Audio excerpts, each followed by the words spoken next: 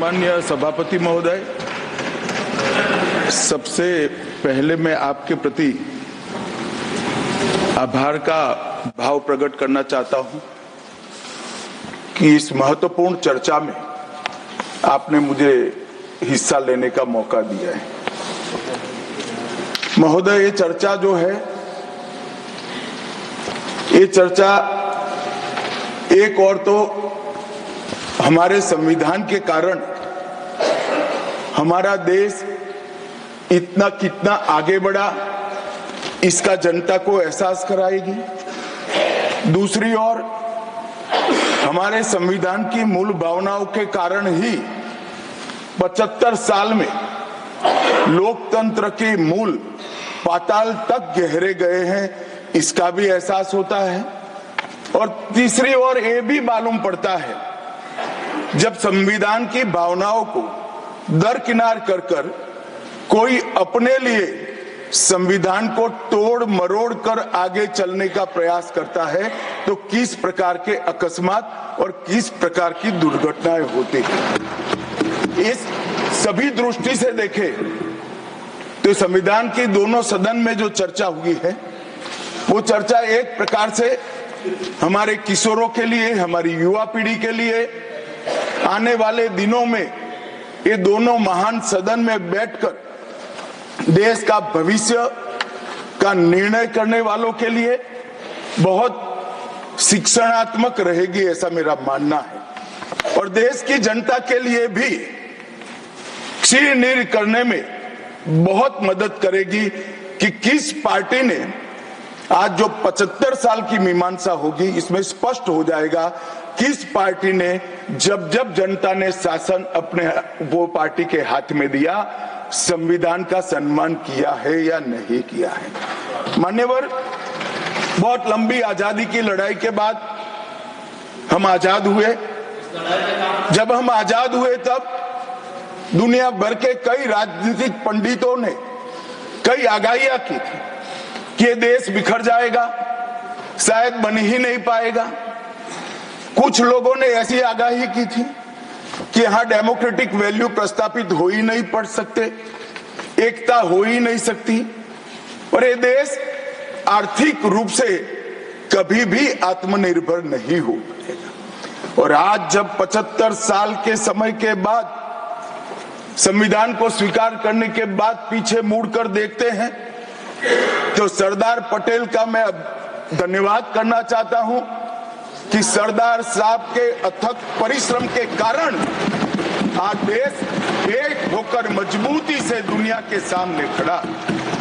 मान्यवर, जो कहते थे लोकतंत्र इस देश में सफल नहीं होगा, मैं वो सभी लोगों को इस सदन के माध्यम से कहना चाहता हूं कि 75 साल हो गए, हमारे साथ भी पास पड़ोस में दुनिया भर में कई लोग आजाद हुए, नई शुरुआत की, वहां कई बार अकस्मात हुए, लोकतंत्र सफल नहीं हुआ। हमारा लोकतंत्र आज पाताल तक गहरा पहुंचा है। अनेक परिवर्तन रक्त की एक बूंद बहाए बगैर हमने करे हैं और विचारधाराओं के आधार पर भी परिवर्तन करे हैं। अनेक तानाशाहों के गुमान, अभिमान और अहंकार को चूर चूर करने का काम इस देश की जनता ने किया है, मगर लोकतांत्रिक तरीके से किया है। और मान्यवर, जो कहते थे कि हम आर्थिक रूप से आत्मनिर्भर नहीं हो पाएंगे, उनको भी हमारी जनता ने, हमारे संविधान की खूबसूरती ने जवाब दिया है। हम आज दुनिया का 5वां अर्थतंत्र बनकर सम्मान के साथ, और ब्रिटेन जिन्होंने सालों तक हम पर राज किया, और जो मैंने तीनों आगाही की वहीं से पक्ष विपक्ष में से आई थी, आज ब्रिटेन भी अर्थतंत्र की तालिका में हमारे पीछे खड़ा है। मान्यवर, ये हम सब के लिए गौरव लेने का पल है, हम सब के लिए बोध लेने का भी पल है और हम सब के लिए संकल्प लेने का भी पल है। और ये सदन जे आपने लगभग 80 से ज्यादा सांसदों को मान्यवर बोलने का मौका दिया, 31 घंटे की चर्चा हुई और ये चर्चा में सभी भाव पक्ष या विपक्ष से कहीं न कहीं प्रकट हुए। मान्यवर, आज मैं जब यहाँ आया हूं तब ये बात कहना चाहता हूं कि आज हम जिस मुकाम पर खड़े हैं उस मुकाम पर महर्षि अरविंद और स्वामी विवेकानंद की वो भविष्यवाणी सच होती दिखाई पड़ती है कि भारत माता अपने दैदीप्यमान ओजस्वी स्वरूप से जब खड़ी होगी तब दुनिया की आंखें चकाचौंध हो जाएगी और पूरी दुनिया वो रोशनी से भारत की ओर देखेगा। वो दिन सच होगा, इसके नजदीक काफी मजल हमने काट ली है। मान्यवर, हमारा संविधान सभा की रचना और संविधान की रचना की प्रक्रिया, ये तीनों एक प्रकार से समग्र विश्व के सभी संविधानों में अनूठे हैं, अलग प्रकार के रहे हैं। हमारे यहाँ दुनिया का सबसे ज्यादा विस्तृत लिखित संविधान चर्चा के सभी हमारे पारंपरिक लक्षणों को पार करते हुए हमने किया। इस संविधान सभा में 299 सदस्य रहे, 22 धर्म जाति समुदाय के सदस्य रहे, हर प्रिंसली स्टेट का प्रतिनिधित्व रहा, हर राज्य का प्रतिनिधित्व रहा। एक प्रकार से समावेशी प्रतिनिधित्व के साथ भारत का भविष्य तय करना, मतलब संविधान को रचने की हमारी प्रक्रिया आगे बढ़ी। 2 वर्ष 11 माह और 18 दिन तक अहर्निश चर्चा चलती रही, विस्तृत चर्चा चलती रही।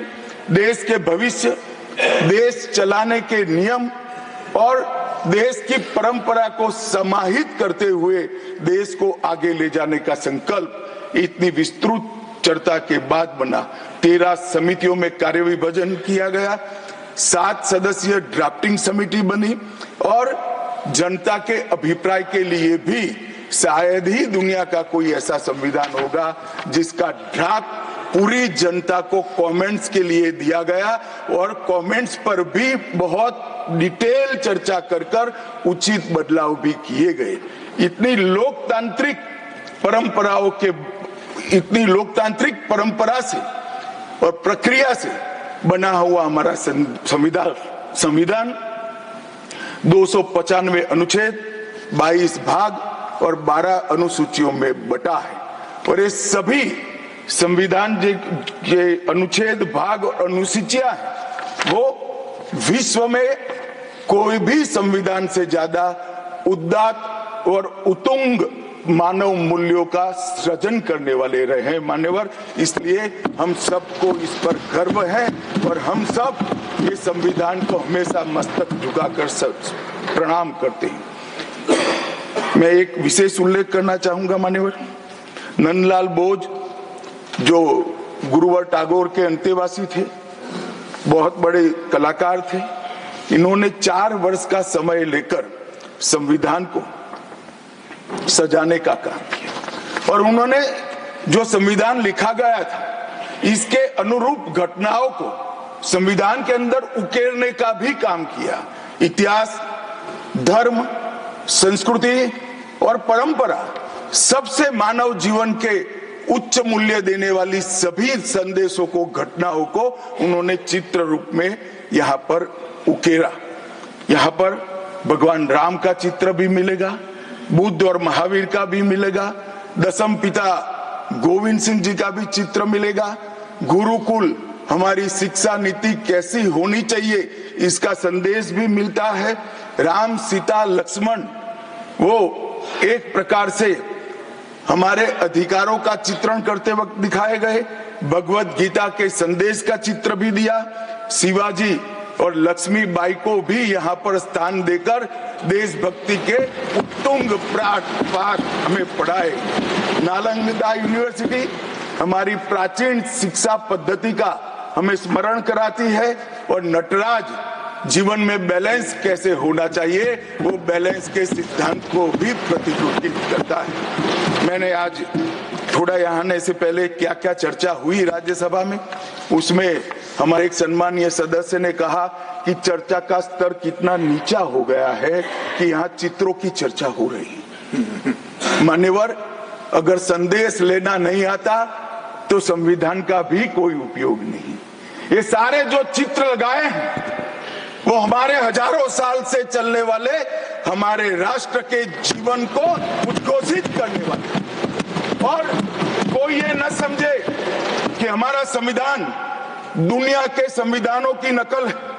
हाँ, हमने हर संविधान का अभ्यास जरूर किया है, क्योंकि हमारे यहाँ तो ऋग्वेद में कहा गया हर कोने से हमें अच्छाई प्राप्त हो, शुभ विचार प्राप्त हो, और शुभ विचार को स्वीकारने के लिए मेरा मन खुला हो। मान्यवर, हमने सबसे अच्छा लिया है, मगर हमारी परंपराओं को नहीं छोड़ा है। पढ़ने का चश्मा अगर विदेशी है तो संविधान में भारतीयता कभी नहीं दिखाई। और मैं मानता हूं कि जिसने भी संविधान को सिर्फ शब्दों में छापा है और चित्रों को निकाल दिया है, उन्होंने संविधान की भावनाओं के साथ छल किया है। चित्र बगैर का संविधान अधूरा संविधान। मान्यवर, इसके अंदर संविधान सभा में राजेंद्र प्रसाद जी, राजेंद्र बाबू अध्यक्ष बने, डॉक्टर BR आंबेडकर, सरदार पटेल, जवाहरलाल नेहरू, श्रीमान काजू, KT Shah, Iyengar, Maulana Azad, Shyama Prasad Mukherjee, doctor Radhakrishnan, KM Munshi, ऐसे विद्वानों ने अनेक चर्चाओं में हिस्सा लेकर संविधान को समृद्ध और संपूर्ण बनाने का काम किया। परंतु इतना ही नहीं, संविधान सभा के जो सदस्य थे, इसके अलावे भी विवेकानंद, महर्षि अरविंद, महात्मा गांधी, गोपाल कृष्ण गोखले, तिलक महाराज, वीर सावरकर, लाला लजपत राय और राष्ट्र, लोकतंत्र और हमारी परंपराओं में उच्च मूल्यों को स्थापित करने वाले हर महापुरुष की भावनाओं का ये महापुरुष ने उल्लेख कर कोई न कोई सिद्धांत को प्रस्तापित किया है। मान्यवर, जब इतने सारे मनुष्यों का अच्छा विचार जिस संविधान में हो, उसको सफल होना ही था।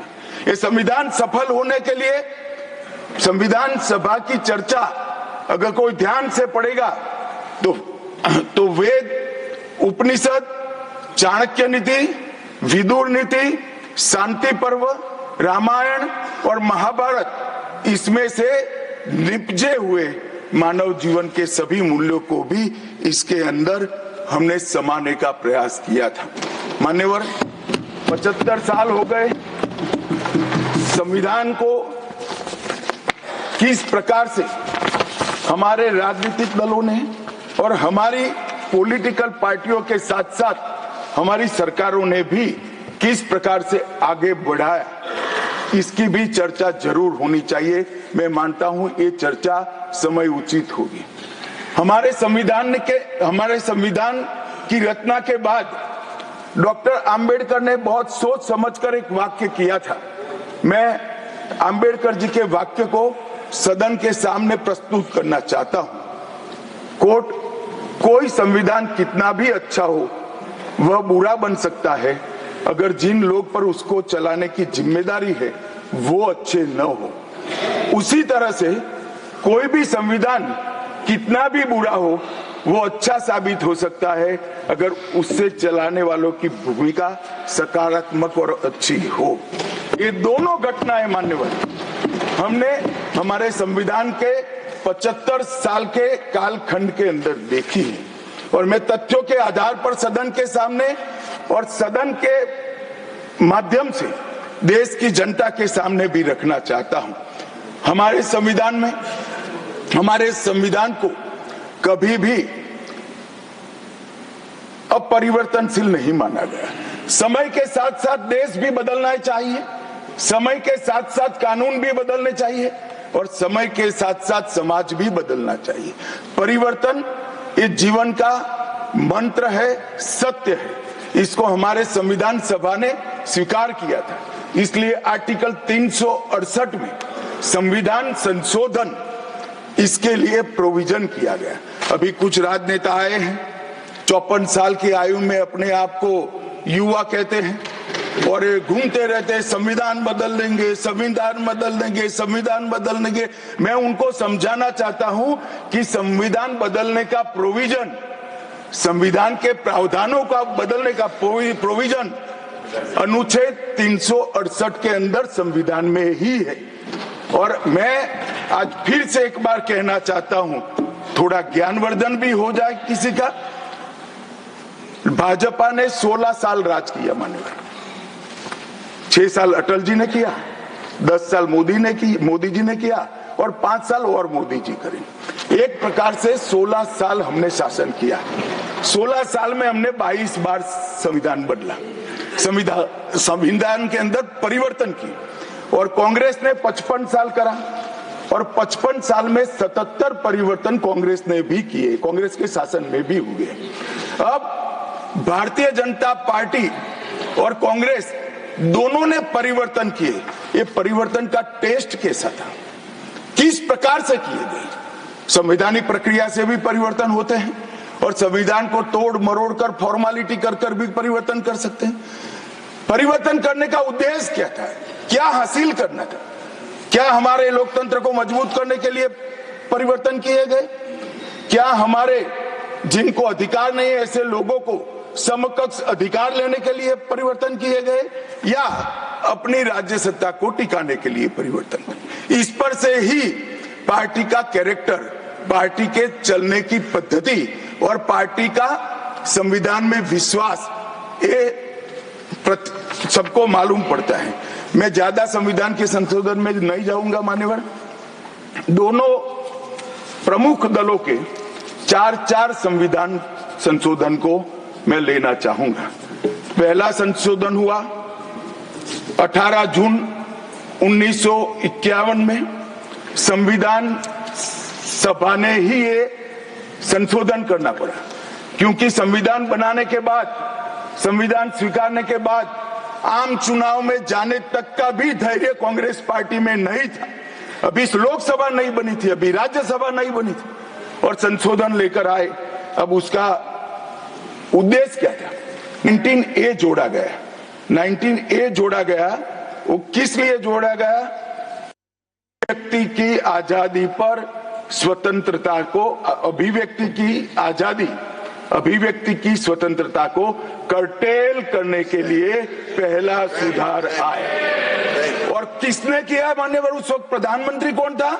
श्रीमान जवाहरलाल नेहरू उस वक्त प्रधान।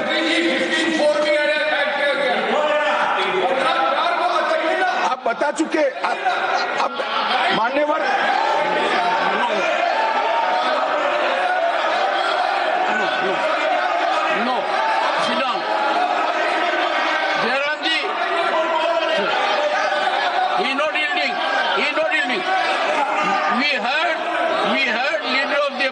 मान्यवर, unless there is yielding, let us hear.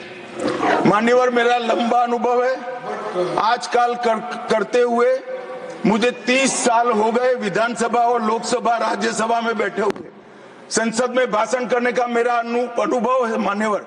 वो विरोध तभी कर सकते हैं जब मेरी बात सच न हो। अगर मेरी बात सच नहीं हो तो बताए वो। संविधान संशोधन नंबर 1, अब सुनिए, संविधान संशोधन नंबर 1 वो अभिव्यक्ति की आजादी को कर्टेल करने के लिए ही लाया गया था और जवाहरलाल नेहरू के लिए लाया गया। मान्यवर, 24वां संविधान संशोधन, 24वां संविधान संशोधन जवाहरलाल नेहरू जी की सुपुत्री इंदिरा जी उस वक्त प्रधानमंत्री थी। पार्टी तो वही सत्ता में थी, कांग्रेस पार्टी। 5 नवंबर 1971 को संविधान में संशोधन किया गया, 24वां संशोधन। और संविधान संशोधन के माध्यम से संसद को मौलिक अधिकार, नागरिकों के मौलिक अधिकार कम करने का अधिकार दे दिया। तो एक प्रधानमंत्री कांग्रेस पार्टी के अभिव्यक्ति की स्वतंत्रता का टेल करते हैं, दूसरे प्रधानमंत्री उसी परिवार से आते हैं, वो नागरिकों के मौलिक अधिकार को कर्टेल करने का अधिकार लेते हैं। और 39वां संविधान संशोधन अब तो इंतहाई कर दी मान्यवर, सब सीमाओं को पार कर दिया। मान्यवर आप तो अधिवक्ता रहे हैं।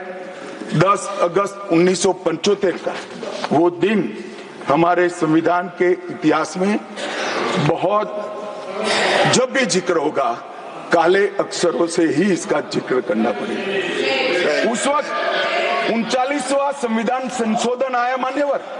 39वां संविधान संशोधन क्या था? इंदिरा गांधी जी के चुनाव को इलाहाबाद हाईकोर्ट ने अमान्य घोषित कर दिया। अभी कुछ नहीं है, ईवीएम ले लेकर घूमते हैं, हारते हैं और ईवीएम ले लेकर, ईवीएम ने हरा दिया, ईवीएम ने हरा दिया, ईवीएम ने हरा दिया। सुप्रीम कोर्ट ने 24 बार ईवीएम की अर्जी नकार दी। चुनाव आयोग ने 3 दिन ईवीएम 10 से 5 बजे तक रखा कि भाई कोई हैक कर बताए। कोई नहीं गया, सुप्रीम कोर्ट में कोई नहीं गया, और हारते हैं तो ईवीएम का दोष निकालते। मान्यवर एक ही समय, एक ही दिन 2 परिणाम घोषित। एक महाराष्ट्र में सुपड़ा साफ हो गया, जो जनादेश के साथ द्रोह किया था इसका दंड महाराष्ट्र की जनता ने दिया और दूरबीन लेकर दिखाई नहीं पड़ते, और उसी दिन वो झारखंड में जीते। तो महाराष्ट्र में ईवीएम खराब है और झारखंड में टप से जाकर नए कपड़े पहनकर शपथ ले ली। अरे भाई जरा तो शर्म करो, जनता देख रही है। एक जगह ईवीएम सही है, एक जगह ईवीएम खराब है। मान्यवर ऐसा कैसे हो सकता है? और मान्यवर यहां पर इलाहाबाद हाईकोर्ट ने इंदिरा गांधी जी के चुनाव को निरस्त कर दिया, अमान्य किया, और उन्होंने संशोधन से प्रधानमंत्री पद की न्यायिक जांच पर भी प्रतिबंध लगा दिया। आपको जो करना है वो करो, कोई न्यायिक जांच नहीं है। ये अभी जो अधिकारों की गुहार लेकर घूमते हैं मेरे कम्युनिस्ट भाई, मैं उनको पूछना चाहता हूं, किसके साथ बैठे हो? किसके साथ बैठे हो? रात को अंधेरा कर अपनी आत्मा को टटोलना भैया, मालूम पड़ेगा। और ये संविधान संशोधन मान्यवर रिट्रोस्पेक्टिव इफेक्ट से किया गया कि पुराना भी मुकदमा है तो वो खारिज हो जाएगा। कभी ऐसा होता है? हमारे प्रधानमंत्री तो कहते हैं मैं प्रधानमंत्री नहीं हूं, प्रधान सेवक। और कोई कहता है कि मुझ पर मुकदमा नहीं हो सकता, मैं शासक हूं, शासक के खिलाफ उंगली नहीं उठाई जाती। भले संविधान ने अधिकार दिया, वो अधिकार हम समाप्त कर देते हैं। और मान्यवर ऐसे ऐसे सुधार किए। मान्यवर उस वक्त भी श्रीमती इंदिरा गांधी थी और 42वां संविधान संशोधन आया। मान्यवर अभी सुबह दूसरे सदन में 1 नेशन 1 इलेक्शन का बिल पेश हो रहा था। सारी कांग्रेस पार्टी और इनके साथी दल लोकसभा को, विधानसभा और लोकसभा का कार्यकाल बदलने का अधिकार नहीं। मैं सुन रहा था, है नहीं है तो जब बिल आएगा तब चर्चा करेंगे। परंतु भाई आपने क्या किया?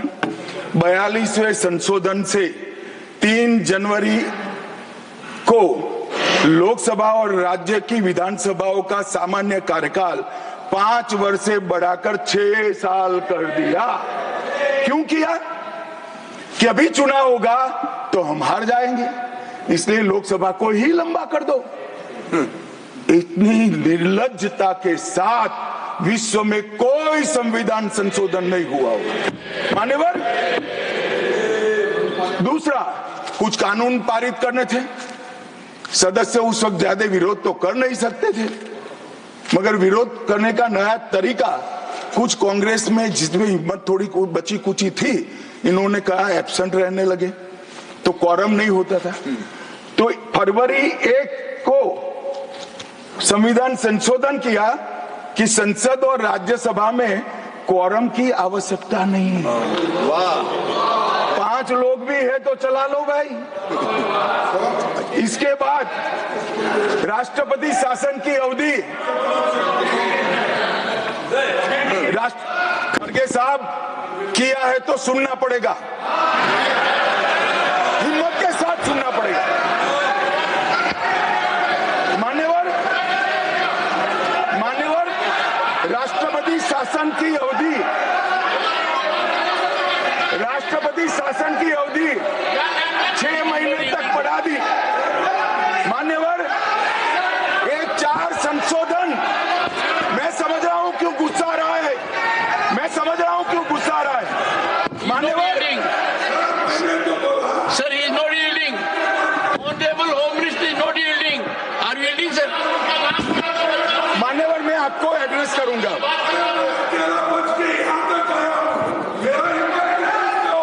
तुम तो कायर हो, तुम मान्यवर, तुम लड़ाकू हो। Okay. Okay, what the Honorable Home Minister will go on record. What the Honorable Home Minister said. खड़गे जी मैं आपका बहुत सम्मान करता हूँ, आपकी हाजिरी वहां दर्ज कर दी गई है।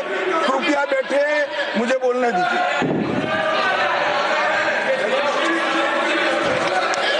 मान्यवर ये चारों संशोधन मैं मेरी पार्टी के दफ्तर से नहीं ला सकता। ये चारों संशोधन संविधान में हुए, किसी को अदालत ने निरस्त किया, किसी को जनता पार्टी की सरकार आई तब उसको निरस्त किया, कुछ लिंगरिंग टेस्ट में रह गए, पर ये चारों संशोधन वास्तविकता है। ये 4 संशोधन से कांग्रेस पार्टी की संविधान सुधार करने की मंशा क्या है? एक में हम पर केस न हो, दूसरे में हम चुनाव हारने वाले तो समय बढ़ा देना, तीसरे में मेरे पर जांच नहीं हो सकती, और चौथे में नागरिकों के संविधान प्रदत्त अधिकारों को समाप्त करना। ये उद्देश्य बताते हैं। अब मैं हमारा 4 संशोधन लेकर आता हूं मान्यवर। सबसे पहला संशोधन नरेंद्र मोदी जी ने सरकार में किया, 101वां नंबर भी अच्छा आया है। 101वां संशोधन 1 जुलाई 17 को हम जीएसटी को लेकर आए मान्यवर, और इस देश के अर्थतंत्र को रिथम में लाने का। कश्मीर से कन्याकुमारी और कामाख्या से द्वारका तक विशाल फैले हुए देश को जीएसटी के तहत 100 अलग अलग बिक्री करके कानूनों को समाप्त कर कर लोगों की हालाकी खत्म कर कर एक कानून लाने का काम नरेंद्र मोदी जी ने किया, और वो लोगों की भलाई की। कल की डिबेट मैंने पढ़ी है, कोई सदस्य बोले कि नरेंद्र मोदी जी ने विरोध किया था। मैं रिकॉर्ड पर कहता हूं, हाँ नरेंद्र मोदी जी ने विरोध किया था। किस मुद्दे पर किया था? आप जीएसटी तो लाना चाहते थे, मगर राज्यों को कंपनसेशन की गारंटी देना नहीं चाहते थे।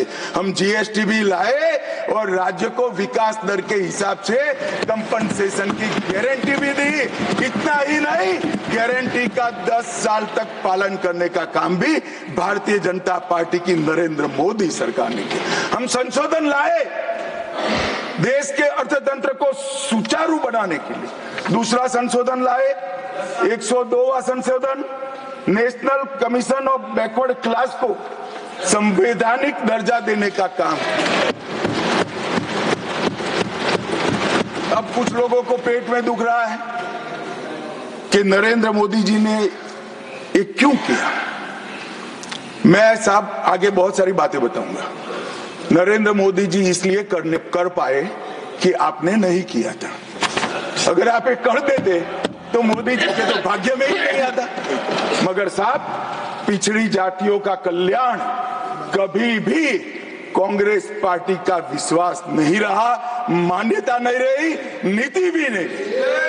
भारतीय जनता पार्टी ने संविधान संशोधन पिछड़ी जातियों के कल्याण के लिए। तीसरा संशोधन क्या लाए? 130वां संशोधन 12 जनवरी 19, किसी भी जिनको आरक्षण का फायदा नहीं मिलता है ऐसी जाति के गरीब से गरीब बच्चों को 10% आरक्षण देने का फैसला।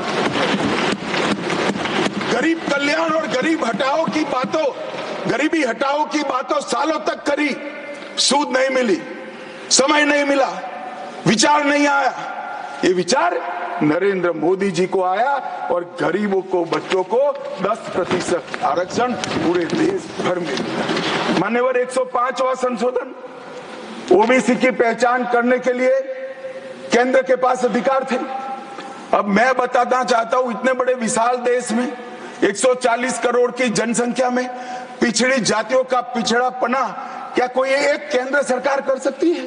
फेडरल स्ट्रक्चर की बात करते हैं, मगर अब तक केंद्र सरकार के पास ही रहा था। नरेंद्र मोदी जी ने कहा इसके कारण पिछड़ा समाज को अन्याय होता है।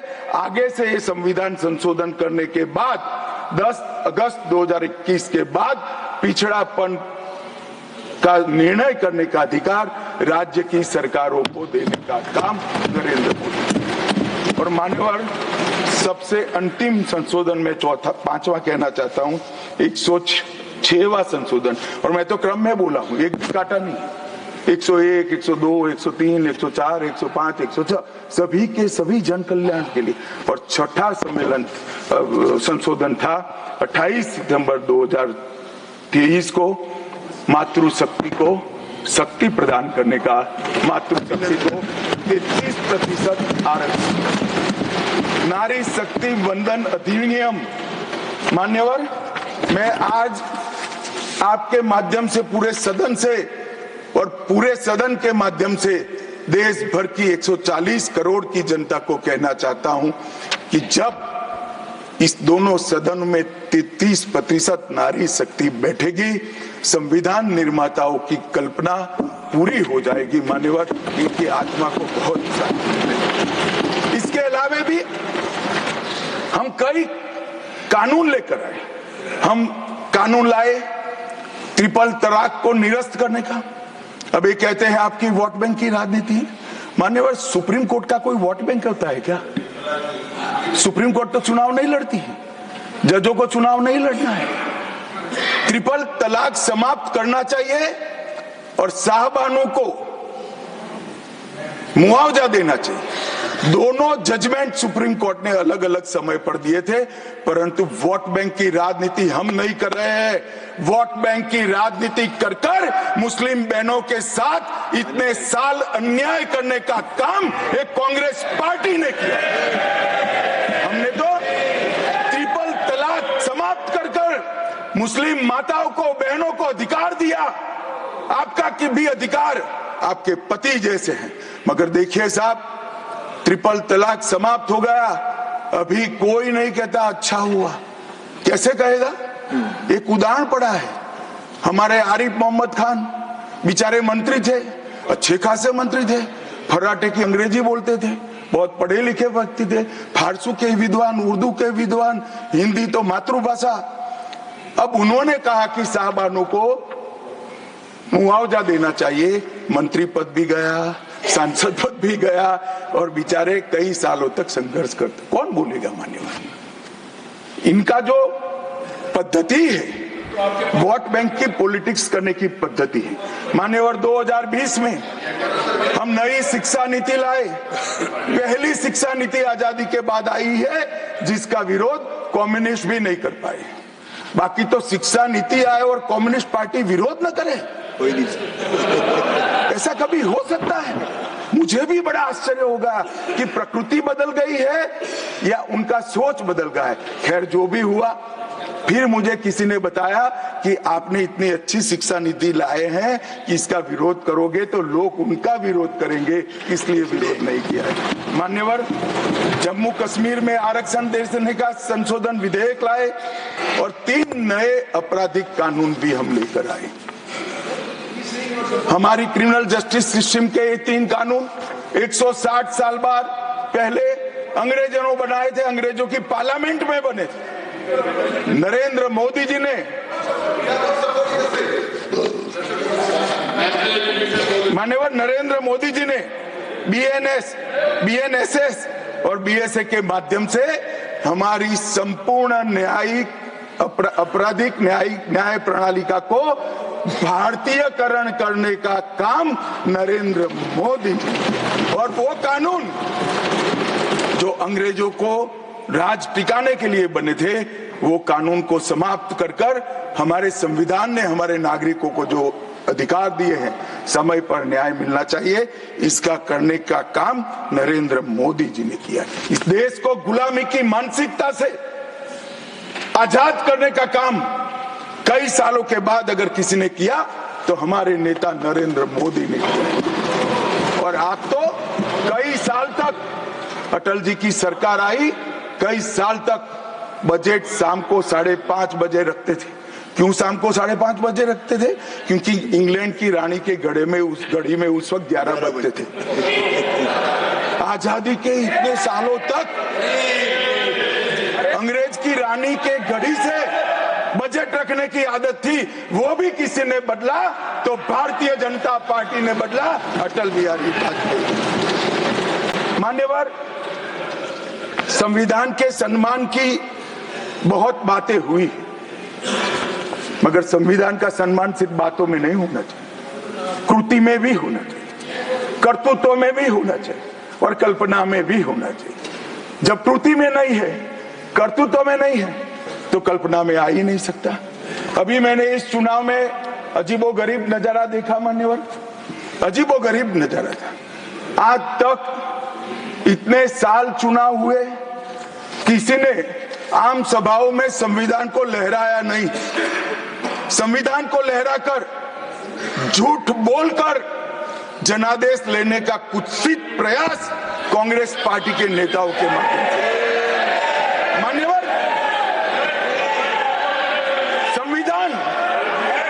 संविधान लहराने का मुद्दा नहीं है, संविधान बहकाने का मुद्दा नहीं है, संविधान विश्वास है, संविधान श्रद्धा है, संविधान को सम्मान करने का। मान्यवर, वो नरेंद्र मोदी जी का। और लोकसभा में तो किसी को मालूम नहीं पड़ा।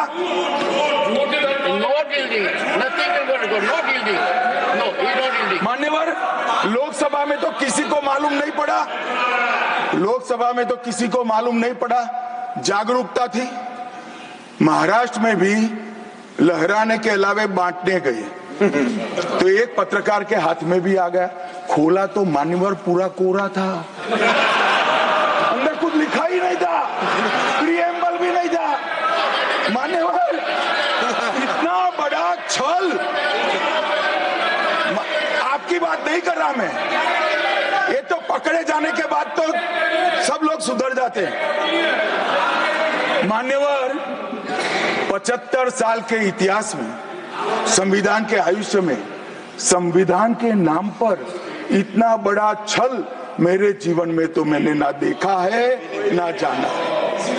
और कारण ढूंढते हैं कि क्यों हारे। मैं बता दूं कारण मत ढूंढिए, कमेटी की जरूरत नहीं है।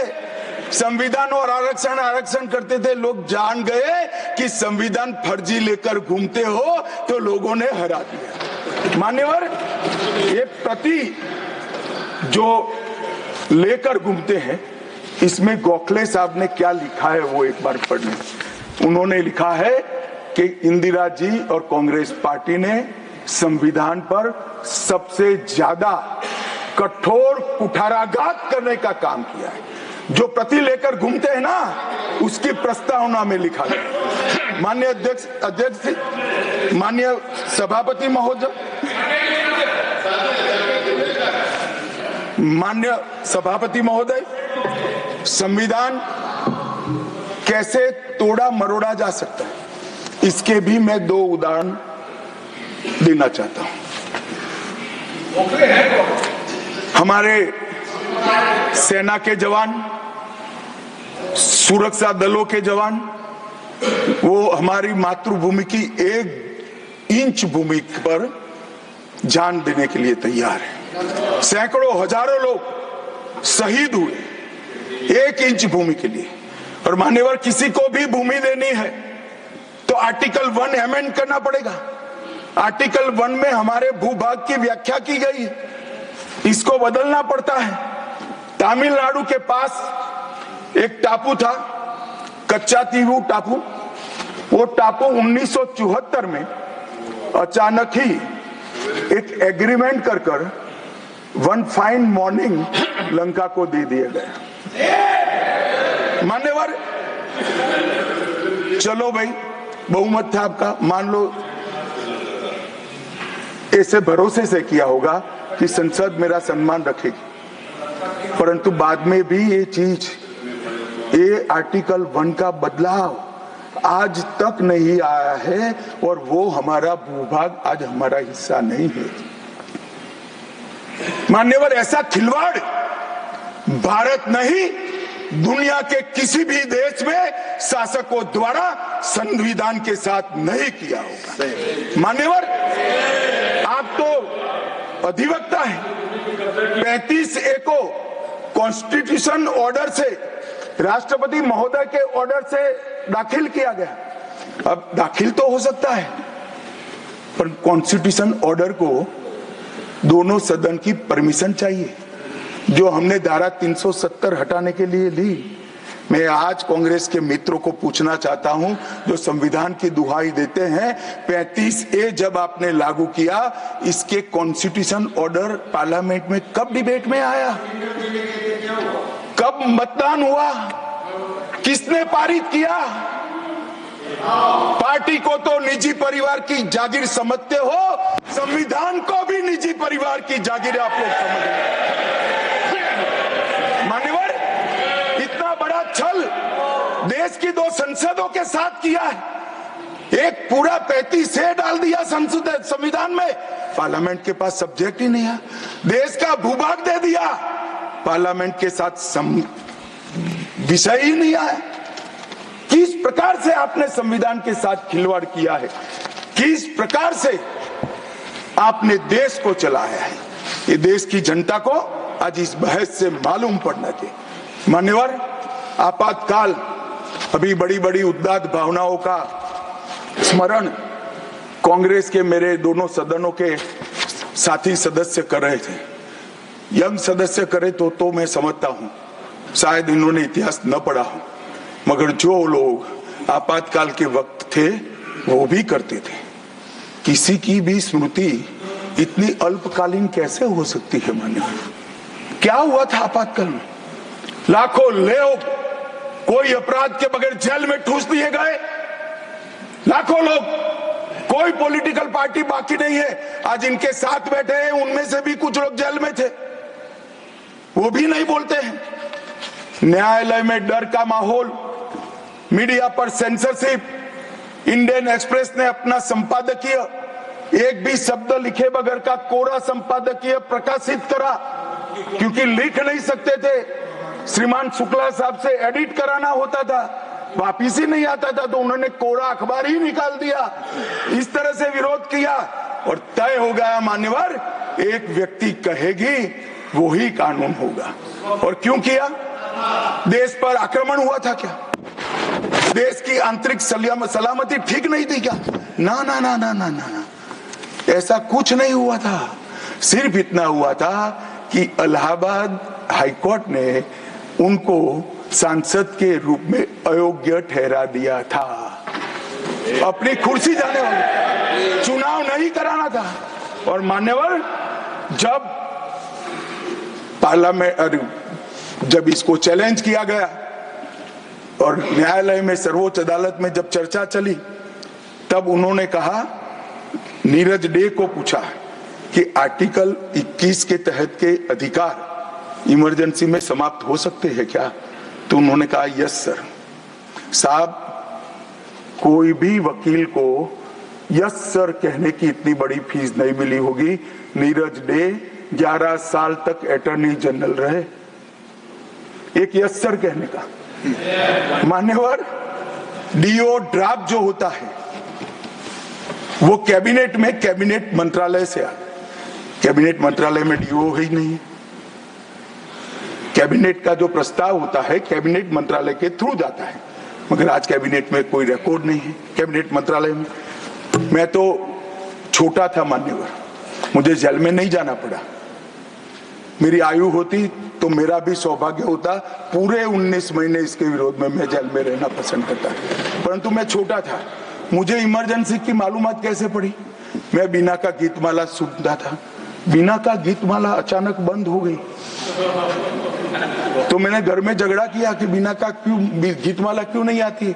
मेरे पड़ोस वाले चाचा ने कहा किशोर कुमार के साथ इंदिरा जी का झगड़ा हो गया है, बिना का गीतमाला में किशोर कुमार का आवाज नहीं आना चाहिए, तो नए गीतों की रिकॉर्डिंग हुई और किशोर कुमार और लता मंगेशकर के ड्यूएट गीत भी लता दीदी की आवाज में ही पूरे देश ने 19 महीना सुने साहब। देखिए डेमोक्रेसी की बात करें मान्यवर, इस प्रकार की कृति, ऐसा दंड दिया देश की जनता ने उनको कि अब स्वप्न में भी नहीं कर सकते हैं। ऐसी कृति कोई न करे, इसलिए ये बहस जरूरी है। और मान्यवर, हम तो संविधान का सम्मान करते हैं। नरेंद्र मोदी जी ने संविधान दिन मनाने की बात रखी तो एक वरिष्ठ कांग्रेसी नेता ने कहा क्या जरूरत है संविधान दिन की, 26 जनवरी तो है।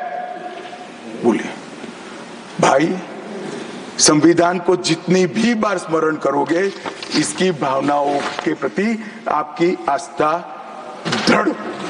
और मान्यवर, इसलिए नरेंद्र मोदी जी संविधान दिन मनाते हैं और संविधान के निर्माताओं की पुण्य स्मृति में मनाते हैं। मान्यवर, उस वक्त आज ही मुझे किसी शायर ने दुष्यंत कुमार की पंक्ति भेजी है इमरजेंसी के लिए। मैं ज्यादा भाषण इमरजेंसी पर करना नहीं चाहता, परंतु मैं जरूर कहना चाहूंगा। दुष्यंत कुमार की पंक्ति है, एक गुड़िया की कई कठपुतलियों में जान है, एक गुड़िया की कई कठपुतलियों में जान है, आज शायर ये तमाशा देखकर हैरान है। कल नुमाइश में मिला वो चिथड़े हाल कपड़े पहने हुए, मैंने उसको नाम पूछा तुम कौन हो, तो उसने कहा मैं संविधान। दुष्यंत कुमार जी की कविता है मान्यवर, इंदिरा जी को समर्पित है। मान्यवर, जब संविधान बन रहा था, संविधान के हर आर्टिकल पर चर्चा चल रही थी। हम आजाद हो गए थे, आजाद हुए थे, पर हमारा देश कोई नया नहीं बना था। हम तो हजारों सालों से दुनिया में सबसे चिर पुरातन संस्कृति, चिर पुरातन धर्म और चिर पुरातन समाज जीवन लेकर निकले हुए देश हैं। हाँ, एक कालखंड के लिए गुलाम हो गए, आजादी मिली, आगे देश कैसे चले इसका एक डॉक्यूमेंट बनाना था। तो उस डॉक्यूमेंट में चर्चा में आया कि अब देश का नाम क्या हो। अंग्रेज लिख कर गए थे इंडिया, क्योंकि वो भारत को जानते ही नहीं थे। वहां जो प्रचलन में शब्द हो गए यूरोप में, वो शब्द उन्होंने हम पर थोप दिया था और गुलामी की मानसिकता ने इसको स्वीकार भी किया था।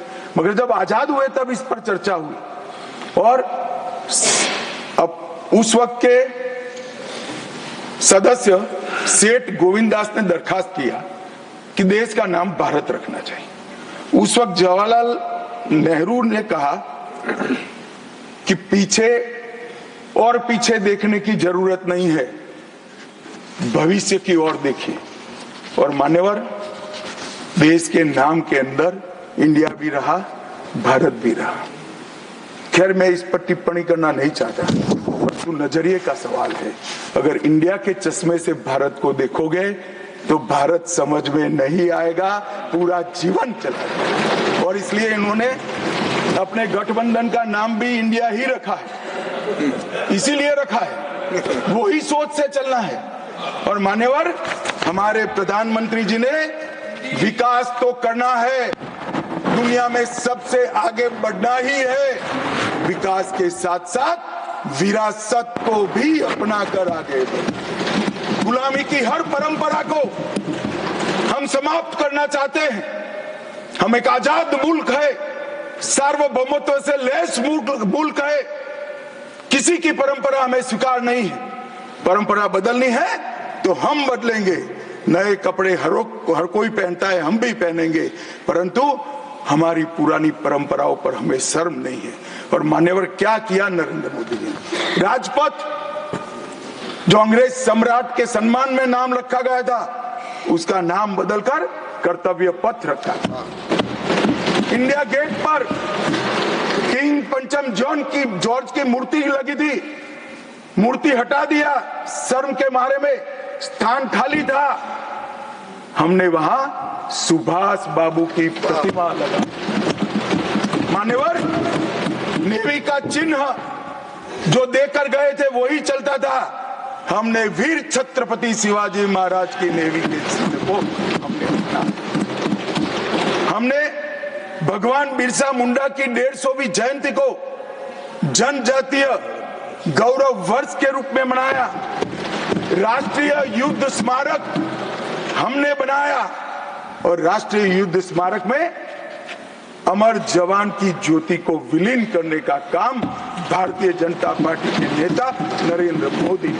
संसद के अंदर राजा जी ने जो उदात्त भावनाएं व्यक्त की थी, जिसको जवाहरलाल जी ने भी स्वीकारा था, मगर बाद में शर्म का एहसास हुआ, सेंगोल को इलाहाबाद के म्यूजियम में भेज दिया। नरेंद्र मोदी जी ने विधिवत तरीके से सेंगोल को संसद के अंदर प्रस्तावित कर नई संसद बनाई और विश्व भर में चोरी की गई मूर्तियां, आर्टिफैक्ट्स जो थे वो 345 हजारों साल पुराने हमारे मूर्तियां और आर्टिकल्स, उसको वापस लाने के लिए हमारे विदेश मंत्रालय ने काम किया। न्यू एजुकेशन पॉलिसी, पूरा देश अंग्रेजी में चले, ऐसे षड्यंत्र चले इतने सालों तक। न्यू एजुकेशन पॉलिसी में हमने कंपलसरी कर दिया बच्चे की प्राथमिक शिक्षा मातृभाषा में होगी। मान्यवर, मातृभाषा में आईएएस आईपीएस का एग्जाम नहीं दिया जाता था, हमने वहां मातृभाषा में एग्जामिनेशन को किया। अभी तमिलनाडु के सदस्य बोल रहे थे, पहले आप जिनके साथ बैठे हो उनके शासन में तमिल में आईएएस आईपीएस का पेपर नहीं लिख सकते थे। आज तमिल मीडियम में बड़ा हुआ बच्चा गर्व के साथ देश का टॉप ब्यूरोक्रेट बन सकता है। ये व्यवस्था हमने करी।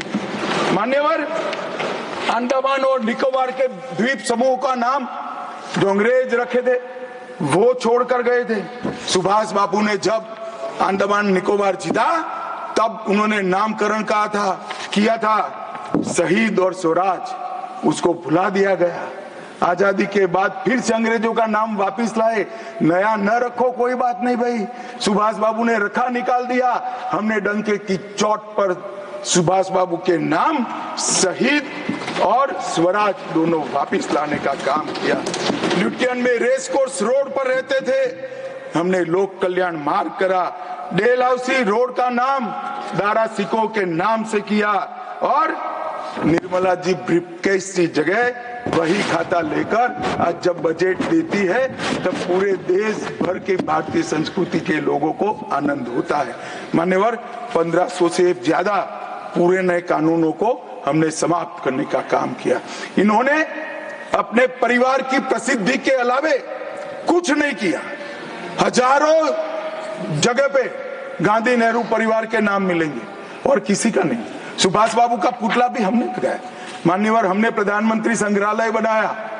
जवाहरलाल जी से लेकर नरेंद्र मोदी जी के पहले जितने बने वो सभी प्रधानमंत्रियों के जीवन कवन को हमने दिखाने का काम किया। वहां पहले सिर्फ जवाहरलाल जी का मिशन, G20 की अध्यक्षता हमने की और भारतीय सांस्कृतिक और वैश्विक समन्वय को हमने प्रोत्साहित। राम मंदिर का निर्माण, काशी विश्वनाथ धाम का पुनरुद्धार, काशी उज्जैन शारदा पीठ, करतारपुर साहिब कॉरिडोर, योग को वैश्विक पहचान और 160 साल पुराने कानूनों को खत्म करने का काम नरेंद्र मोदी जी ने किया। हम पीछे नहीं गए। ऐसा वो मानते थे पीछे चले जाओगे, पीछे नहीं गए।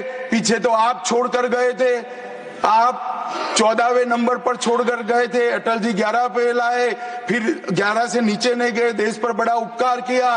मोदी जी 11वें से 5वें नंबर पर लाए और 27 में 3रे नंबर पर पहुंच गए। मान्यवर, अभी कुछ नेताओं को आरक्षण में चुनाव जीतने की फॉर्मूला दिखाई पड़ती है। आरक्षण आरक्षण आरक्षण आरक्षण आरक्षण कोई आज की कल्पना नहीं है, हमारे संविधान निर्माताओं ने की। आर्टिकल 15 और 16 में एससी, एसटी और ओबीसी को आरक्षण का प्रोविजन किया गया है मान्यवर। ये मूल प्रोविजन है, कोई नया नहीं है। इतनी जोर से आरक्षण आरक्षण आरक्षण कर कर छाती चौड़ी कर कर चिल्लाते। आज मैं बताना चाहता हूं कि कांग्रेस पार्टी किस प्रकार से आरक्षण विरोधी पार्टी है मान्यवर। इनका कहना और करना दोनों अलग है मान्यवर। आरक्षण के लिए नेहरू जी के उद्गार अंत में मैं बताऊंगा, परंतु ओबीसी को आरक्षण देने के लिए 1995 में 55 में काका साहेब कालेलकर कमीशन बना मान्यवर। इसका रिपोर्ट कहां है? दोनों सदन के रिकॉर्ड पर मैंने ढूंढा, कहीं नहीं, बुला दिया गया। क्यों? क्योंकि ओबीसी को आरक्षण मिलता था। पार्लियामेंट लाइब्रेरी में है। बैठिए बैठिए बैठिए ना, मैं प्रक्रिया बताता हूं। अर्ध सत्य नहीं बोलता हूं भाई। एक सेकंड। छिपा कैसे सकते हो? छिपा कैसे सकते हो? बाबा साहब आंबेडकर का संविधान है, देश में लोकतंत्र है, कैसे छिपाओगे मान्यवर? कोई भी रिपोर्ट आता है, कोई भी रिपोर्ट आता है, अरे सुनो, कोई भी रिपोर्ट आता है उसको कैबिनेट के सामने रखना पड़ता है, फिर इस पर कार्यवाही जो की उसकी रिपोर्ट के साथ संसद के सामने रखना है। सही कह रहे हैं, उन्होंने संसद में लाने की जगह पुस्तकालय में रख दिया। ओबीसी का आरक्षण, ओबीसी का आरक्षण इन्होंने लाइब्रेरी में रख दिया। और मान्यवर,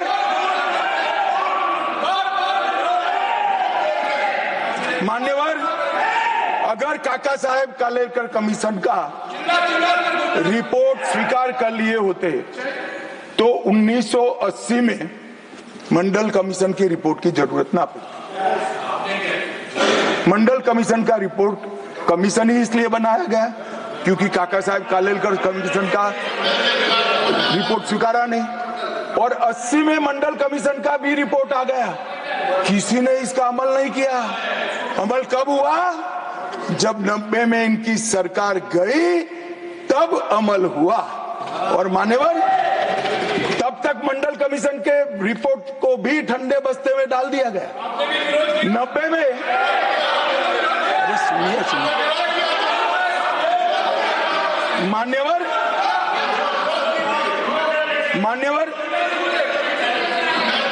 मंडल कमीशन के रिपोर्ट को जब स्वीकार किया गया, लोकसभा में प्रतिपक्ष के नेता थे श्रीमान राजीव गांधी। मैंने राजीव गांधी जी के सभी भाषणों को खंगाला। सबसे लंबा भाषण मंडल कमीशन के रिपोर्ट के विरोध करने के लिए किया है।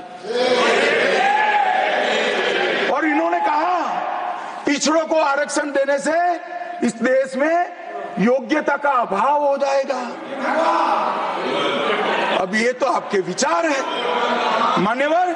राजीव गांधी की स्पीच भी, श्री राजीव गांधी की स्पीच भी लोकसभा के रिकॉर्ड पर पड़ी है। लाइब्रेरी में आप जाते हैं, लोकसभा की स्पीच निकलवा कर नहीं पढ़ते। जयराम जी पढ़ लीजिए एक बार। और नरेंद्र मोदी जी ने क्या किया मान्यवर? ओबीसी कमीशन को नरेंद्र मोदी जी ने मान्यता दी, पिछड़ा वर्ग का सम्मान किया, नेट, नीट, जेई उसमें ओबीसी का आरक्षण किया। और इन्होंने क्या किया? अभी भी ये तो सब नेहरू जी, इंदिरा जी और अब भी चलता रहता है। एक इन्होंने क्या किया? झूठ बोलना शुरू किया कि हम आरक्षण बढ़ा देंगे, आरक्षण बढ़ा देंगे, आरक्षण बढ़ाना चाहिए, आरक्षण 50% से ज्यादा बढ़ा।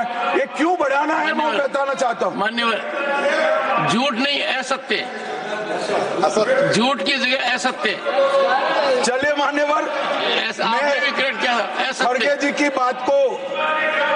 की बात को स्वीकार कर लेता हूँ। उन्होंने झूठ नहीं बोला, वो सत्य से परे बोले हैं, वो नहीं बोलना चाहिए मान्यवर। इन्होंने 50% से ज्यादा आरक्षण करने की वकालत की। मैं आज देश की जनता को कहना चाहता हूं कि देश के 2 राज्यों में धर्म पर आरक्षण अस्तित्व में है, धर्म के आधार पर आरक्षण, ये गैर संवैधानिक है माननीय।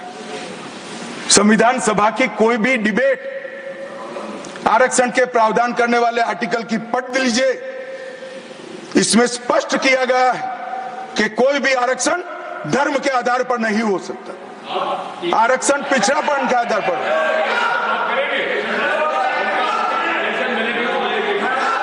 मान्यवर, मगर दोनों राज्यों में जब कांग्रेस की सरकार थी तब धर्म के आधार पर आरक्षण दिया।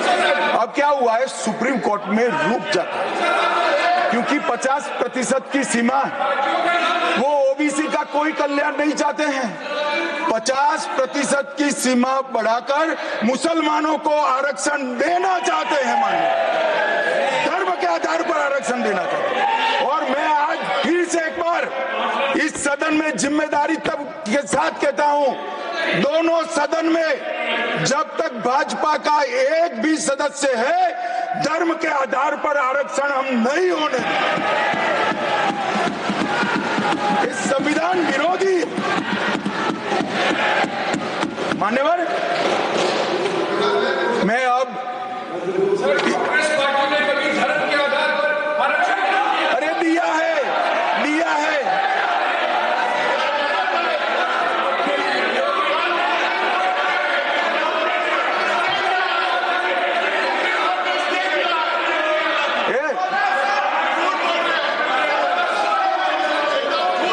मान्यवर,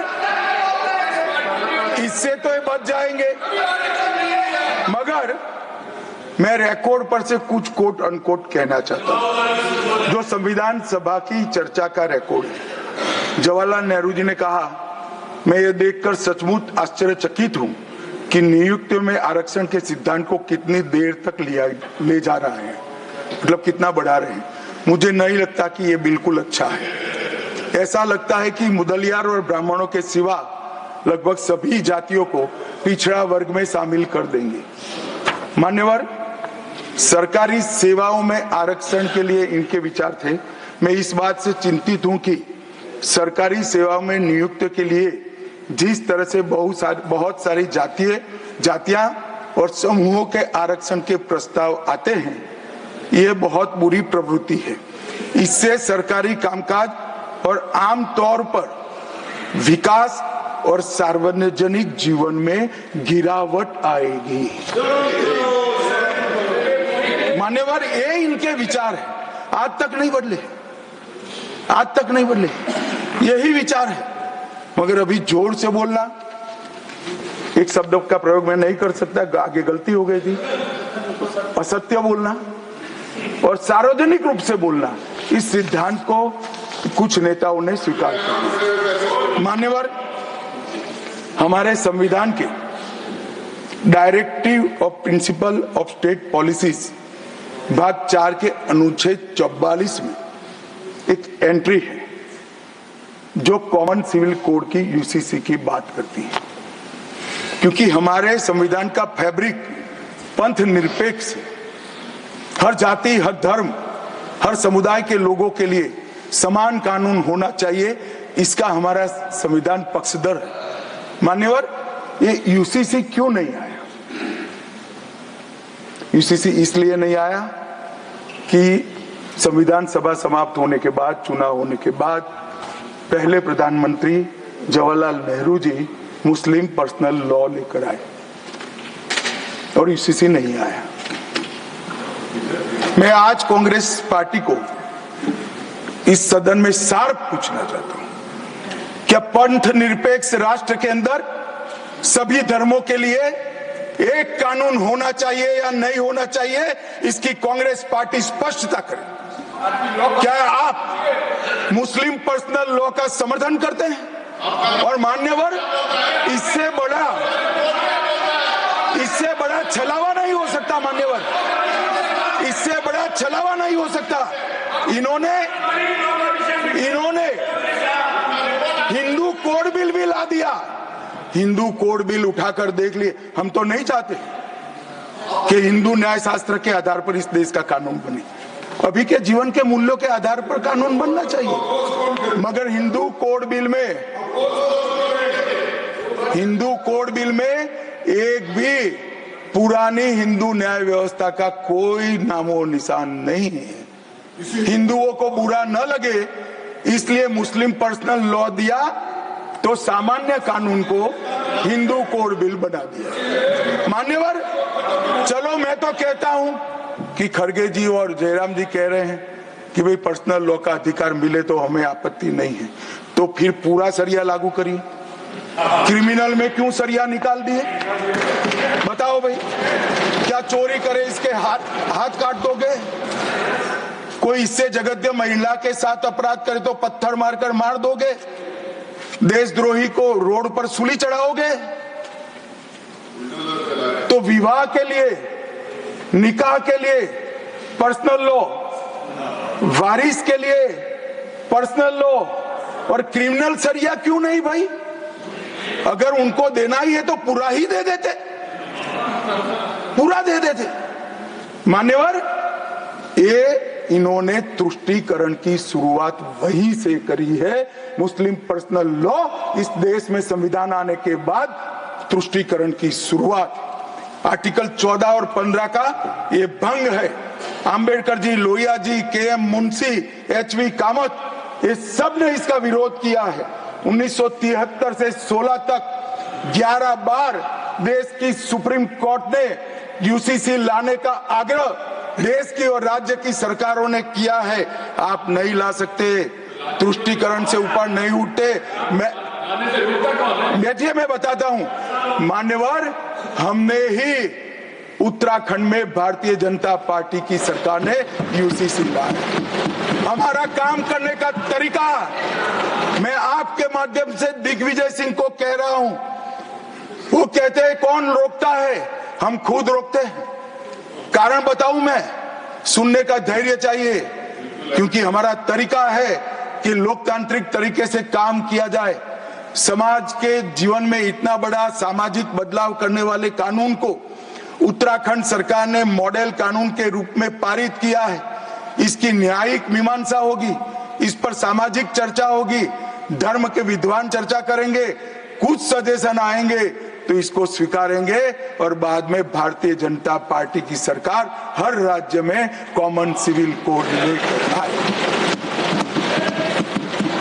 आज तक नहीं मिला, वो भी कांग्रेस पार्टी के तुष्टीकरण ने की नीति। मान्यवर, अभी एक फैशन होगा है अंबेडकर अंबेडकर अंबेडकर अंबेडकर अंबेडकर अंबेडकर। इतना नाम अगर भगवान का लेते तो 7 जन्मों तक स्वर्ग मिल जाता। तो अच्छी बात है ना? सुनिए तो, सुनिए ना, आप सुनिए ना, मैं बताता हूं। हमें तो आनंद है कि अंबेडकर का नाम लेते हैं। अंबेडकर का नाम अभी 100 बार ज्यादा लो, परंतु 7-8 में अंबेडकर जी के प्रति आपका भाव क्या है ये मैं बताता हूं। मान्यवर, अंबेडकर जी को देश की पहली कैबिनेट से इस्तीफा क्यों दे दिया?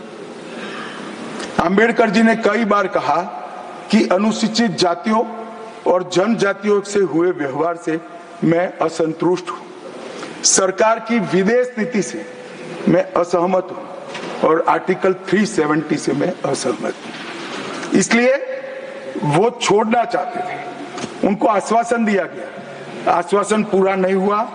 उन्होंने इग्नोरेंस के चलते इस्तीफा दे दिया और एक श्री B.C. रॉय ने पत्र लिखा कि अंबेडकर और राजा जी जैसे 2 महानुभाव मंत्रिमंडल छोड़ेंगे तो क्या होगा।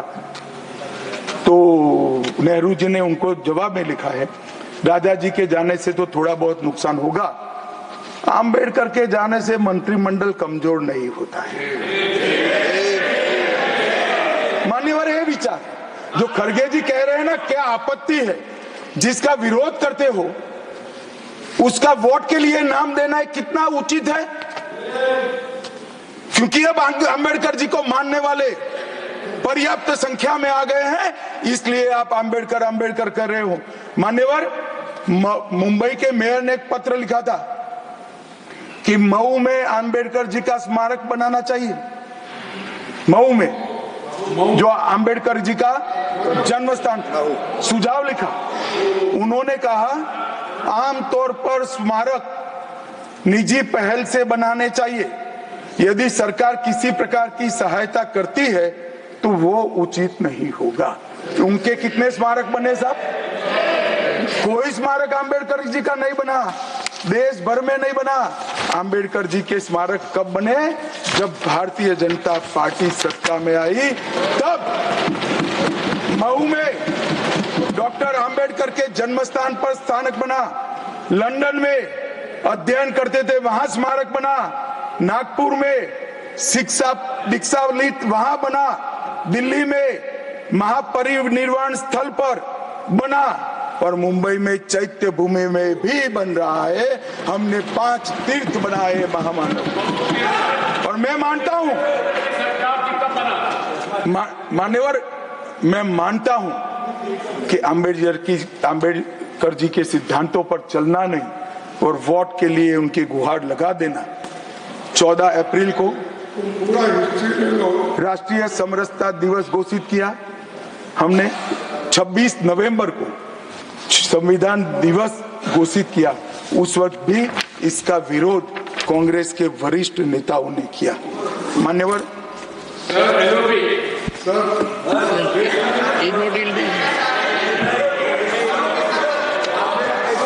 मान्यवर 370 पर कई बार चर्चा हुई है। मैं ज्यादा कहना नहीं चाहता। सब जानते हैं कि एक टेम्पररी प्रोविजन को अनौरत संतान की तरह अपनी गोदी में 70 साल तक कांग्रेस ने खिलाने का काम किया, और 370 हटाने के लिए लोहे का जिगर चाहिए। और जब देश के प्रधानमंत्री नरेंद्र मोदी जी 2019 में फिर से प्रधानमंत्री बने, एक ही झटके से इसी सदन में 370 और 35 को समाप्त। इसी सदन में कहते थे खून की नदियां बह जाएगी। खून की नदियां छोड़ो, कंकड़ चलाने की किसी की हिम्मत नहीं है। और मान्यवर क्या हुआ? इसके बाद क्या हुआ? 35,000 पंचायत के सदस्य आजादी के बाद पहली बार चुनकर आए। 2 करोड़ 11 लाख एक वर्ष में पर्यटक आए। पत्थरबाजी शून्य हो गई। आतंकवादी घटना 92% कम हो गई। एरिया डोमिनेशन बढ़ा। 33 साल के बाद घाटी में थिएटर में रात्रि का शो चल रहा है। 34 साल के बाद ताजिया का जुलूस निकला। पहाड़ी, गुर्जर, बकरवाल और वाल्मीकि को आरक्षण मिला, और घाटी के हर घर तिरंगा अभियान भी चला। श्रीनगर में फॉर्मूला 4 कार रेसिंग हुई। लाल चौक पर तिरंगा शान से फहरता है, और दुनिया का सबसे ऊंचा रेलवे आर्च ब्रिज आज चिनाब नदी पर बन रहा है। सबसे बड़ी लंबी ट्रांसपोर्टेशन टनल फिर पंजाल में बनी, और निर्यात रैंकिंग में अपना कश्मीर सभी यूटी में नंबर 1 पर निर्यात में आया।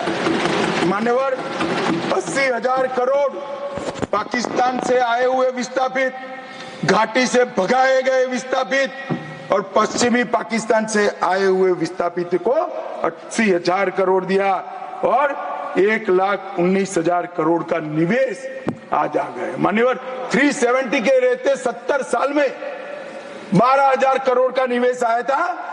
अब 5 साल के अंदर 1,19,000 करोड़ का। G20 के डेलीगेट्स भी वहां गए। अमरनाथ यात्रा में 4.5 लाख यात्रियों ने अपनी श्रद्धा व्यक्त की, और कुपवाड़ा के शारदा देवी मंदिर में 600 वर्ष के बाद पहली बार दीपावली मनाने का काम। मान्यवर ये कहते हैं 370 हटाने से क्या हुआ? मैं बताता हूं, आपकी तुष्टीकरण की दुकान बंद हो गई है। तुष्टीकरण बंद हो गया। मान्यवर, आज संविधान के आर्टिकल 124 में न्यायपालिका की व्यवस्था के लिए हमारा जिक्र है। कांग्रेस पार्टी की सरकारों ने आर्टिकल 124 की भावनाओं के साथ किस तरह से खिलवाड़ किया है, वो मैं आज सदन के माध्यम से सभी सदस्यों को और देश को बताना चाहता हूं। पहला मामला 1973 में जब संसद और सुप्रीम कोर्ट के बीच में न्यायिक पुनरावलोकन जुडिशियल रिव्यू के लेकर संघर्ष हुआ, तब उसको समाप्त कर देने का काम कांग्रेस पार्टी ने किया और इसके बाद में केशवानंद भारती ने फिर से इसको रिस्टोर किया। फैसले से नाराज होकर, फैसला तो चलो पक्ष में भी आता है, खिलाफ भी आता है, हमारे खिलाफ भी कई फैसले आते हैं, क्या कर सकते, मानना चाहिए, हमारी संवैधानिक व्यवस्था है, आर्टिकल 124 कहता है। परंतु कांग्रेस ने क्या किया, 3 वरिष्ठ न्यायाधीश जस्टिस JM सेलत, KS हेगड़े और AN ग्रोवर, तीनों को प्रमोशन से महरूम कर सजा देकर चौथे न्यायाधीश को प्रमोशन देने का काम करा, जिसके कारण ये 3 सज्जनों ने अपना अपमान महसूस करते हुए संविधान की सुरक्षा के लिए इस्तीफा देकर घर पे जाना पसंद किया। ये किया है मैंने। दूसरा मामला 76 में ADM जबलपुर बनाम शिवकांत शुक्ला, ये बार बार दोहराना चाहिए, 140 करोड़ लोगों को रट हो जाना चाहिए जिससे कोई हिम्मत न कर सके इमरजेंसी डालने की। हर बच्चे को रटाना चाहिए कि तानाशाहों को क्या करना चाहिए। मान्यवर, ADM जबलपुर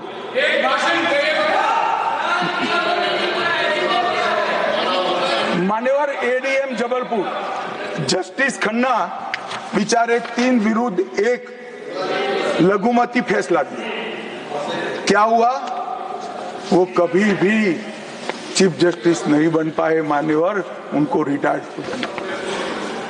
ADM जबलपुर और उसके बाद में तीसरा मामला कॉलेजियन प्रणाली को एक साथ इन्होंने 18 उच्च न्यायालय के न्यायाधीशों का ट्रांसफर कर दिया, जिसमें 4 मुख्य न्यायाधीश भी थे।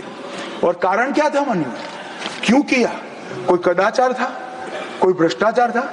ना ना ना ना, ये सभी 18 उच्च न्यायालय के न्यायाधीशों ने प्रत्यक्षीकरण मतलब हेबियस कॉर्पस को एंटरटेन किया, जो उनका संवैधानिक अधिकार है। इमरजेंसी में कैसे हेबियस को आप एंटरटेन कर सकते हो, इस मुद्दे पर उन्होंने इसको आगे कर दिया। मान्यवर, आर्टिकल 34, 14 और 21 इसकी सेंस को निकाले तो हर व्यक्ति को समानता से जीने का अधिकार है। हम कम्युनिस्ट सोच से बना हमारा संविधान नहीं है। सब समझते हैं कि व्यक्ति की माली हालत इसका भाग्य, परिश्रम और बुद्धिमत्ता के आधार पर तय होती है। हर व्यक्ति एक समान माली हालत में नहीं रह सकता, मगर आर्टिकल 14 और 21 का मतलब इतना तो जरूर निकलता है कि इनको बेसिक सुविधाएं मिल जाए, घर मिले, बिजली मिले, पानी मिले, खाना मिले, इलाज मिले, शिक्षा मिले। 75 साल तक इस देश की जनता को गरीबी हटाओ का नारा देने वाले कांग्रेस पार्टी गरीब रखे। और मान्यवर, 10 साल में नरेंद्र मोदी जी ने 9.6 करोड़ गरीब महिलाओं को उज्ज्वला का कनेक्शन देकर उनके घर में गैस, 12 करोड़ गरीबों के घर में शौचालय पहुंचे, शुद्ध पीने का पानी 12.65 लाख करोड़ घरों में पहुंचा, 18,000 गांवों में बिजली पहुंची, 14.5 करोड़ किसानों के खाते में 2.40 लाख करोड़ रुपया सीधा डीबीटी से पूरा ट्रांसफर हुआ, 36 करोड़ आयुष्मान भारत के कार्ड बने, और 8.19 करोड़ दर्दियों ने उससे मुफ्त में अपना इलाज कराया है।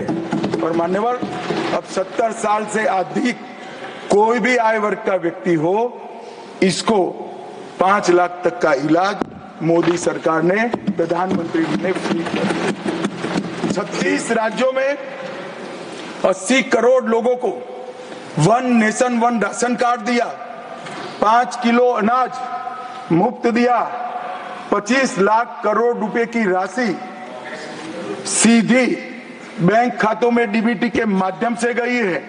11,000 करोड़ रुपया 1 करोड़ लाभार्थी को, रेहड़ी पटरी वालों को दिया। और सबसे बड़ी बात, 2 करोड़ लखपति दीदी बनाने का काम नरेंद्र मोदी। और मान्यवर, विश्वकर्माओं के लिए भी काम कर। अभी मान्यवर, ये बात मैं बहुत संवेदनशील होकर के आप सदन के सामने रखता हूं। लोकसभा में चर्चा हो रही थी, कांग्रेस पार्टी के एक वरिष्ठ सदस्य ने कहा, सावरकर के लिए जो उन्होंने उद्गार निकाले मैं तो रिपीट नहीं कर सकता। मान्यवर, सावरकर जी के सामने जो वीर लगा है ना, वो कोई सरकार, कोई पॉलिटिकल पार्टी की चुनी हुई सरकार ने नहीं दिया है। इसके सामने वीर, उनकी वीरता के कारण 140 करोड़ लोगों ने। मान्यवर, ऐसा उत्कृष्ट देशभक्त जिसके लिए ऐसे उच्चारण देश की सबसे बड़ी पंचायत में होते हैं, इसके बारे में कोई जानकारी लिए बगैर लगातार कई सालों से झूठ फैलाया जाता है। मैं आज रिकॉर्ड पर कहना चाहता हूं मान्यवर,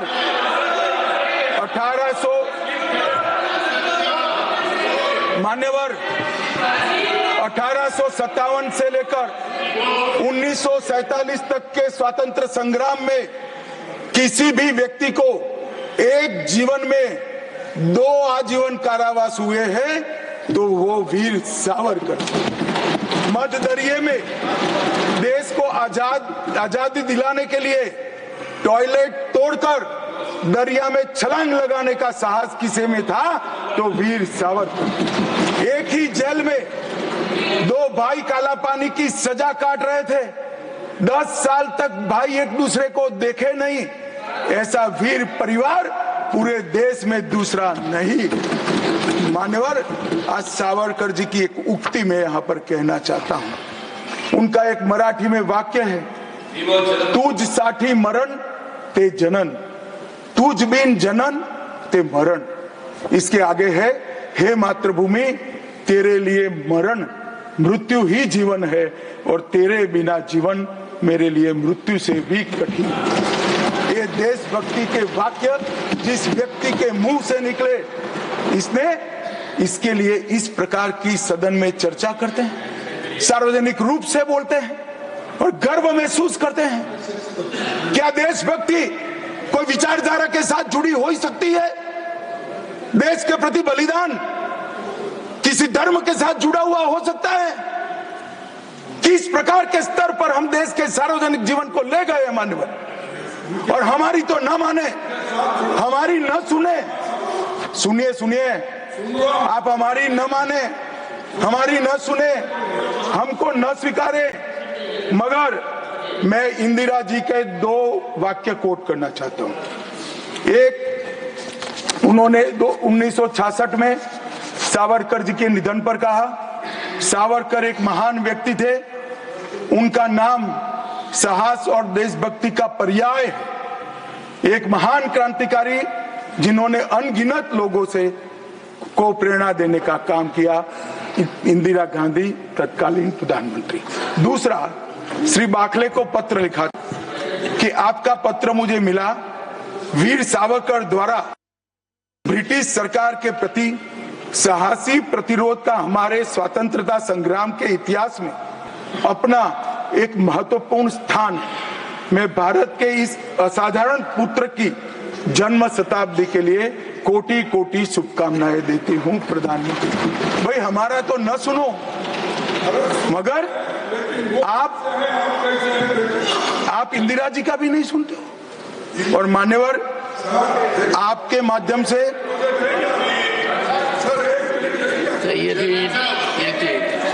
ना सब बीच में नहीं जगह होती। मान्यवर, मेरा आज इस चर्चा के माध्यम से देश भर के अलग अलग पॉलिटिकल पार्टी, अलग अलग विचारधारा, अलग अलग धर्म के लोगों को एक निवेदन है कि देशभक्ति, वीरता, बलिदान और समर्पण को धर्म के साथ, विचारधारा के साथ या पार्टी के साथ मत जोड़िए। जो वीर होता है वो वीर होता है, कोई भी पार्टी में जो होता है। जो देशभक्त होता है वो देशभक्त होता है, कोई भी विचारधारा का होता है। और जो बलिदान देता है वो बलिदान ही देता है, किसी भी धर्म के अंदर जन्म लिया हो। मान्यवर, ये बहुत नीचा विचार है, एक स्तर से नीचा विचार। और मैं चाहता हूं कि आज की चर्चा से देश की जनता इस प्रकार के चीजों का जवाब मांगना शुरू करे। मान्यवर, कांग्रेस पार्टी ने, हमारे संविधान ने 3 चीजों को, हर आर्टिकल का हार्द निकालेंगे तो कहीं ना कहीं इसे और उठाएंगे। 3 चीजों को हमारे संविधान ने नहीं स्वीकारा, क्योंकि हम लोकतंत्र में हैं, परिवारवाद नहीं होना चाहिए, पंथ निरपेक्ष राष्ट्र है इसलिए तुष्टीकरण नहीं होना चाहिए, और जन कल्याणकारी राज्य है इसलिए भ्रष्टाचार नहीं होना चाहिए। मुझे कई बार लगता है कि कांग्रेस पार्टी क्यों संविधान का सम्मान नहीं करती है, मगर जब ये 3 शब्द मैंने पढ़े तो मुझे मालूम पड़ा कि अगर वो संविधान की भावनाओं का संविधान करेंगे, सम्मान करेंगे, तो तुष्टीकरण, परिवारवाद और भ्रष्टाचार तीनों को छोड़ना पड़ेगा। इसके बगैर उनका अस्तित्व टिक ही नहीं सकता। परंतु एक व्यक्ति गरीब के घर से जन्म लेकर आता है, चाय बेचने वाला बेटा, जिसकी सास पुश्तों में न आगे कोई राजनीति में है ना कोई पीछे है, एक गरीब है मान्यवर, और तुष्टीकरण को नहीं मानता है।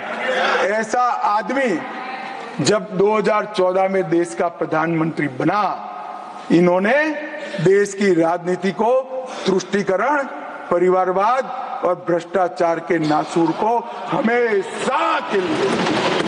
और मुझे किसी ने कहा कि अभी महाराष्ट्र और हरियाणा में हार के लिए कांग्रेस पार्टी कोई आत्मनिरीक्षण के लिए कमेटी बना रही है। कोई कमेटी की जरूरत, मेरा अच्छा खासा अनुभव है। तुष्टीकरण, परिवारवाद और भ्रष्टाचार छोड़ दो, जनता चुनकर ला देगी आपको, कुछ करने की जरूरत नहीं है। मान्यवर, अभी 1 नेशन 1 इलेक्शन का विरोध करें। मान्यवर, मैं इस पर ज्यादा बात करना नहीं चाहता क्योंकि समिति ने शीश किया है, मगर विरोध करते हैं, इसके तर्क तो रखने चाहिए ना। मान्यवर, मैं आज आपको बात कहने आया हूं। अभी मैंने कुछ समय में मोहब्बत की दुकान के बहुत नारे सुने। मोहब्बत की दुकान देश के हर गांव में खोलने की महत्वाकांक्षा वाले लोग भी बहुत भाषण उनके मैंने सुने हैं। मेरा उनको कहना है, मोहब्बत दुकान से बेचने की चीज नहीं है भैया। मोहब्बत प्रचार की चीज नहीं है। मोहब्बत दिल में बसाने का जज्बा है, और मोहब्बत दूसरों को महसूस कराने का लम्हा है। अगर इतना समझ जाएंगे तो और कोई तकलीफ नहीं पड़ेगी। मान्यवर, अंत में मैं इतना कहना चाहता हूं कि आजादी के अमृत महोत्सव में इस देश के प्रधानमंत्री जी आजादी के अमृत महोत्सव को बहुत अच्छे तरीके से एक वेल डिजाइन मैनर में मनाने का निर्णय किया। पूरे लाखों कार्यक्रम हुए। इसका मीन निकालते, इसका हार्द निकालते तो आता है 3 उद्देश्य सामने आते हैं। बालकों, बच्चे, युवा और जनता को आजादी के 90 बस लंबे आजादी के संग्राम के इतिहास की जानकारी देना। गुमनाम आजादी के सेना नायकों का नई पीढ़ी और आने वाली पीढ़ी को परिचय कराना। 75 साल में हमने जो सिद्धियां प्राप्त की है, इसका गौरव 140 करोड़ भारतीयों के मन में उत्पन्न करना। और जब आजादी के 100 साल हो गए, तब ये देश पूरे संसार में हर क्षेत्र में नंबर 1 पर हो, ऐसे महान भारत की रचना। और ये संकल्प अब श्री नरेंद्र मोदी का नहीं रहा है, ये संकल्प देश के 140 करोड़ लोगों का संकल्प हो गया है। इसको जब भी मैं जनता के बीच में जाता हूं, इसको महसूस भी करता हूं। मान्यवर, आज मोदी जी ने अमृत काल की कल्पना करी है। अमृत महोत्सव की समाप्ति से शताब्दी तक हम दुनिया में हर एक क्षेत्र में 1 नंबर पर हो, भारत विकसित हो, हमारा गौरववंत स्थान हो। तब मुझे लगता है कि महर्षि अरविंद और विवेकानंद जी ने जो कल्पना करी थी कि भारत माता अपने संपूर्ण दैदीप्यमान स्वरूप के साथ दुनिया के सामने खड़ी होगी और दुनिया की आंखें भारत माता की तेज से चकाचौंध हो जाएगी। वो स्वप्न सच होगा, इसका मुझे विश्वास है। स्वप्न सच करने का रास्ता, एकमात्र रास्ता हमारा संविधान है और इसमें छेड़खानी करने का किसी का साहस न हो, वो जनता ने सुनिश्चित करना है। आपने मुझे मौका दिया, इसलिए बहुत बहुत